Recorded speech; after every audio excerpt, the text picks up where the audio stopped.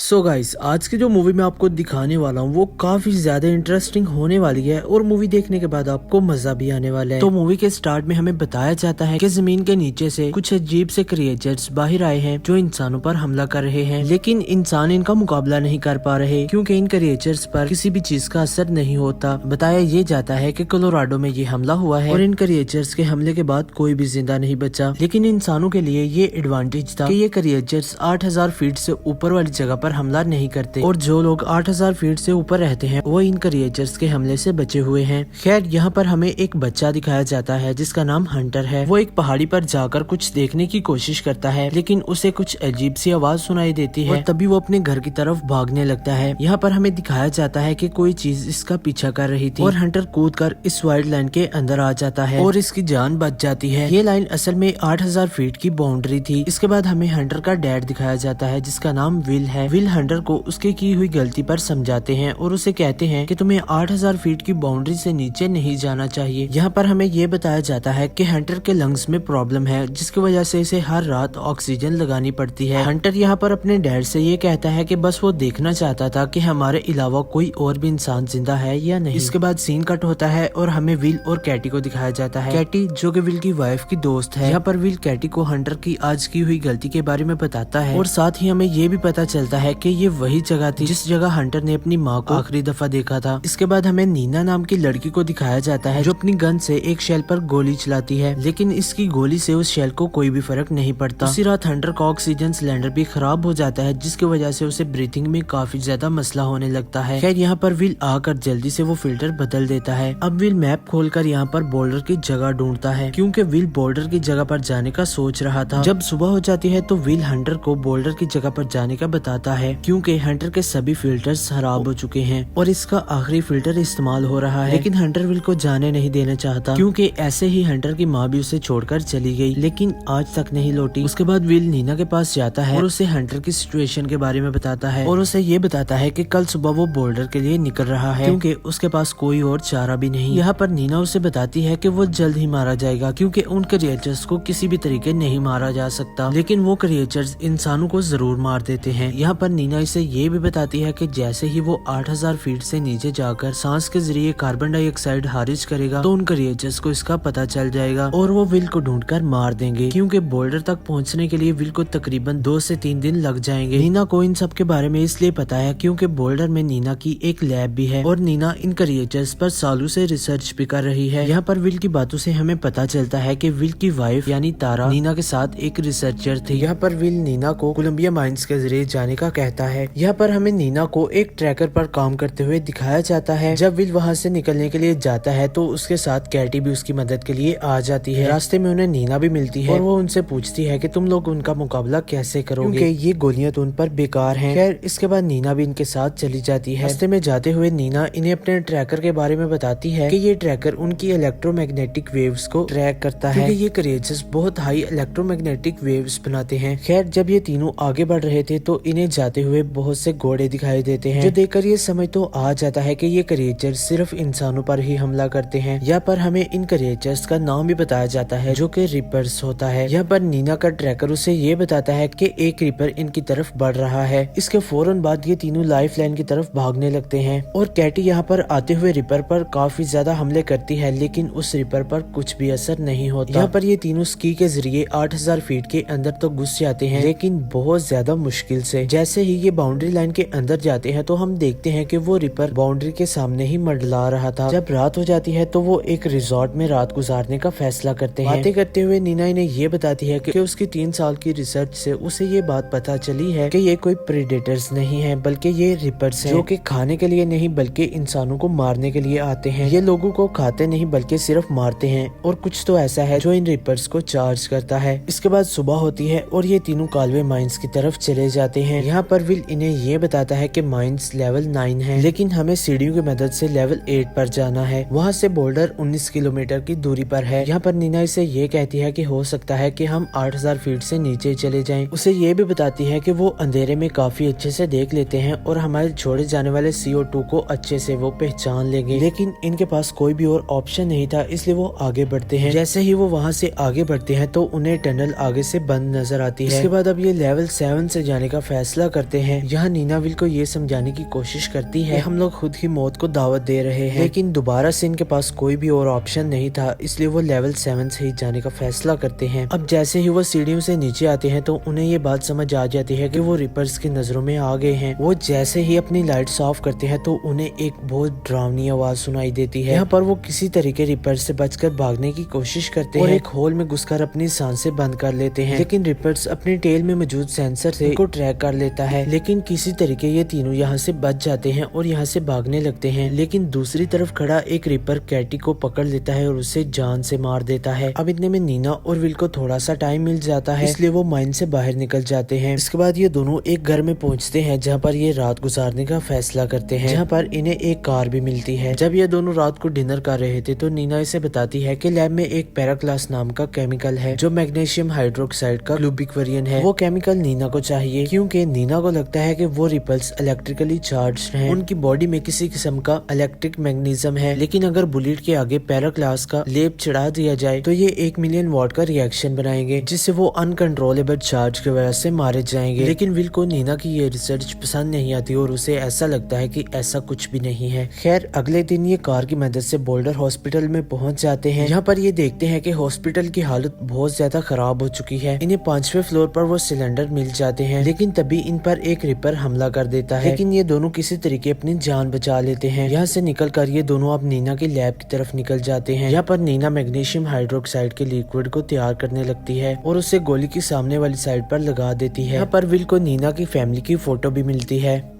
जिस पर नीना विल को बताती है कि उसकी टीम बैटरी के वोल्टेज को बढ़ाने के लिए काम कर रही थी, लेकिन तभी रिपल्स का हमला हुआ और उसकी पूरी फैमिली मारी गई। यहाँ पर नीना विल को ये भी बताती है कि उसने कभी भी तारा को अपने साथ आने के लिए फोर्स नहीं किया था, वो अपनी मर्जी से नीना के साथ आना चाहती थी। इसके बाद वो अपनी बनाई हुई गोली को शील्ड पर मारती है, लेकिन दोबारा से शील्ड को कोई भी असर नहीं होता। इसके बाद नीना विल को यहाँ से जाने के लिए कहती है क्योंकि अभी भी नीना को बहुत से एक्सपेरिमेंट्स करने थे। जब ये लोग यहाँ से जाने वाले थे तो तभी नीना को ख्याल आता है कि उसने अभी कोबाल्ट का इस्तेमाल नहीं किया, क्योंकि कोबाल्ट बैटरी के चार्ज को 3 गुना तक बढ़ा देता है। नीना जाने से पहले जल्दी से कोबाल्ट को अपनी गोली के सामने लगा लेती है और अब जैसे ही विल यहाँ से जाता है तो इसकी कार पलट जाती है। इसके फौरन बाद विल कार से निकलकर ऊंचाई की तरफ भागने लगता है, लेकिन यहाँ पर रिपल्स उसे चारों तरफ से घेर लेते हैं। यहाँ पर विल इन पर काफी ज्यादा गोलियां चलाता है, लेकिन उन पर कोई भी असर नहीं होता। तभी नीना पीछे से एक गोली चलाती है और तभी रिपल में एक जोरदार धमाका होता है और तभी रिपल वहाँ पर मर जाता है। यानी कि नीना ने इन रिपल्स को मारने का तरीका ढूंढ लिया था। यहाँ पर पड़े हुए रिपल्स के टुकड़े देखकर नीना और विल ये बात समझ जाते हैं कि ये रिपल्स असल में मशीन थे जो कि इंसानों को मारने के लिए ही भेजे गए थे। तो इसी के साथ ये मूवी यहीं पर एंड हो जाती है। होपफुली आप सभी को मूवी बहुत ज्यादा पसंद आई होगी। काइंडली वीडियो को लाइक कर देना और चैनल को भी सब्सक्राइब कर लेना।